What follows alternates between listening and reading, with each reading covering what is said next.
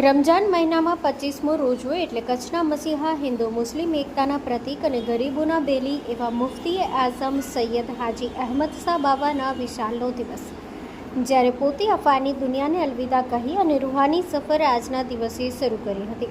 બાબા સાહેબની નજરો કરમ આજે પણ કચ્છ ઉપર છે અને આજે પણ એટલો જ પોતે કચ્છ ઉપર એમના મુરીદોને રૂહાની ફૈઝ આપી રહ્યા છે। ત્યારે આજના દિવસે એમના વિશાલના દિવસ નિમિત્તે કચ્છમાં દરેક જગ્યાએ એમના ચાહવાવાળા એમને યાદ કરી ન્યાજ નજર કરતા હોય છે।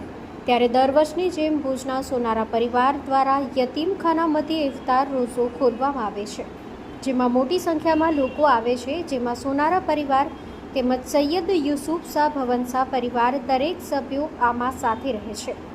ખાસ મરહૂમ હાજી હારૂન પરિવાર, હાજી યાકુબ સોનારા, દાઉદભાઈ સોનારા, યુનુસભાઈ સોનારા, રફીકભાઈ, ઇલિયાસભાઈ, અબ્દુરમાનભાઈ, સૈયદ હાજી રજા હુસૈન બાબા, યુસુફ સોનારા, યતીમખાના ટ્રસ્ટી અસલમભાઈ સમા, મુસ્તાક ઇંગુરશા, ફકીર મામદ કુંભાર, ગની કુંભાર, મોહમ્મદ સિદ્દીક, જુનેજા હનીફ મંજોઠી, આદાબા પઠાણ, અલીભાઈ જત, જુમાભાઈ, અનવરભાઈ, શકીલભાઈ સમા, ઇમરાન પરમાણ વગેરે મહેમાન ઉપસ્થિત રહ્યા હતા।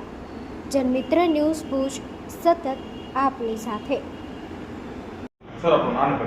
अस्सलाम वालेकुम, मारू नाम उस्मान गनी है। अमे आ यतीमखानो संस्था चलावीए छीए, यतीमखाना अहले सुन्नत। आ लगभग 30-40 वर्षથી આ સંસ્થા ચાલે છે અમારી યતીમખાનાની, અને અમારી સાથે મેનેજિંગ ટ્રસ્ટી પણ છે, અને અમારા યતીમખાનાના ફાઉન્ડર એવા હાજી યુસુફ સાહેબ બાવન સાહેબ એના દીકરા રજા હુસૈન બાબા મારી સાથે જોડે છે, અને ઉલમા સાથે મારી સાથે છે। આજે 25મો રોજો છે, અને 25મો રોજો એટલે યોમે વિશાલનો દિવસ, મુફ્તીએ કચ્છનો વિશાલનો દિવસ છે આજે। તો આજે 5મું વર્ષ છે વિશાલનું। આ 5 વર્ષ વીત્યા છતાં પણ અમને મુફ્તી સાહેબની જે અંદરની દિલની લાગણી છે એ વિસરતી નથી, એવી યાદ અમારા દિમાગમાં છે। આજ દિવસ અમે દર વખતે ઇફતારની પાર્ટી રાખીએ છીએ, દાવતનો ઇંતજામ કરીએ છીએ, અને યતીમ બચ્ચાઓ અમારી સાથે જમવામાં સાથે હોય છે। 40થી 50 યતીમ બચ્ચા છે, એનો બધાનો અહીંયા રહેવાનો સગવડ છે, જમવાની સગવડ છે, પણ ભણવાની સગવડ છે।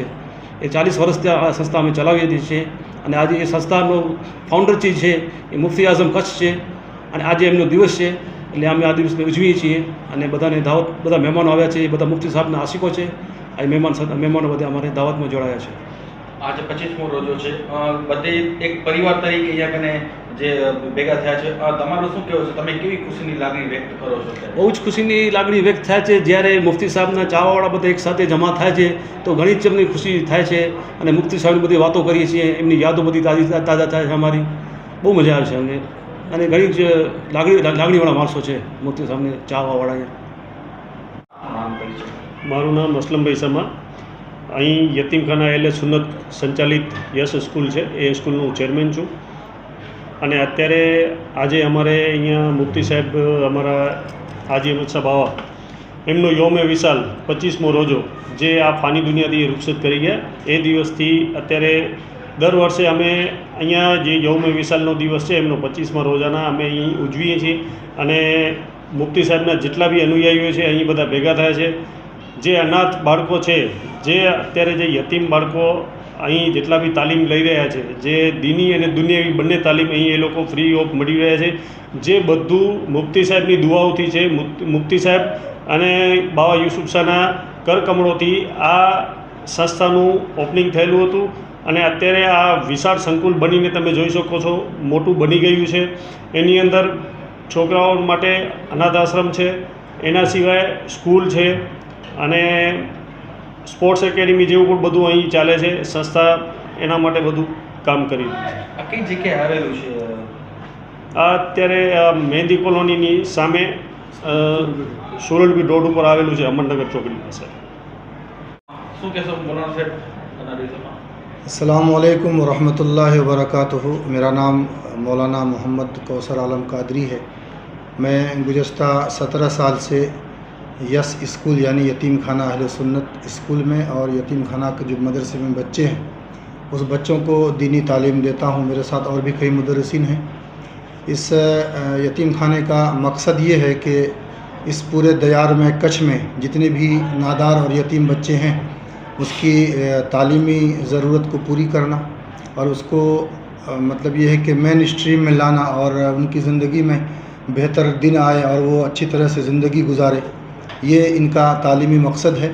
اسی کے تحت 10ویں تک اب تک اسکول یہاں پر چالو ہے اور اسکول میں بھی دینیات کی تعلیم کا انتظام و انصرام ہے۔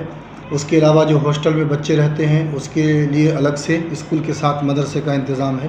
یہاں پر جتنے بچے رہتے ہیں تمام بچوں کے لیے تمام ضروری چیزیں، کھانا پینا رہنا سہنا ساری چیزوں کے ساتھ ساتھ یہاں تک کہ جب وہ اپنے گھروں کو چھٹی میں جاتے ہیں تو اس کے لیے ٹکٹ پیسہ بھی جانے کا آنے کا دیا جاتا ہے، لباس وغیرہ ساری ضرورتیں ان کی پوری کی جاتی ہیں۔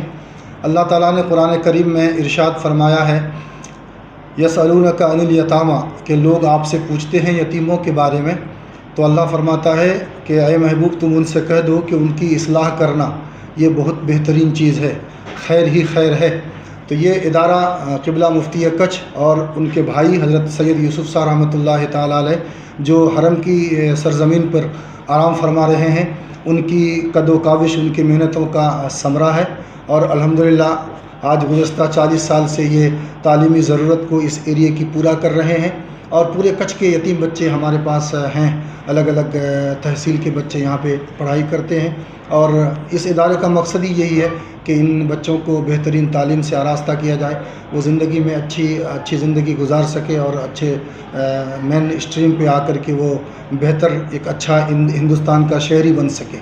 اس کے لیے جو ہے ہمارا اسکول کا بھی ایک پورا عملہ ہے، پوری ٹرسٹی ہیں، ٹرسٹی بورڈ ہے اس میں پھر اسلم بھائی جو ہیں ہمارے چیئرمین ہیں اسکول کے فی الحال، یہ رضا حسین بابا ہیں یہ بھی ہمارے یہاں کے ٹرسٹی ہیں، یہ یوسف صاحب بابا کے شہزادے صاحبزادے ہیں اور غنی بھائی ہیں، حاجی یعقوب سنارا ہیں، یہ سارے کے سارے لوگ نہایت ہی تندہی کے ساتھ، نہایت ہی محنت کے ساتھ رات و دن اس ادارے کی لگن میں اور اس کو آگے بڑھانے کے لیے کوشش میں لگے رہتے ہیں۔ اللہ ان سبوں کو جزائے خیر عطا فرمائے۔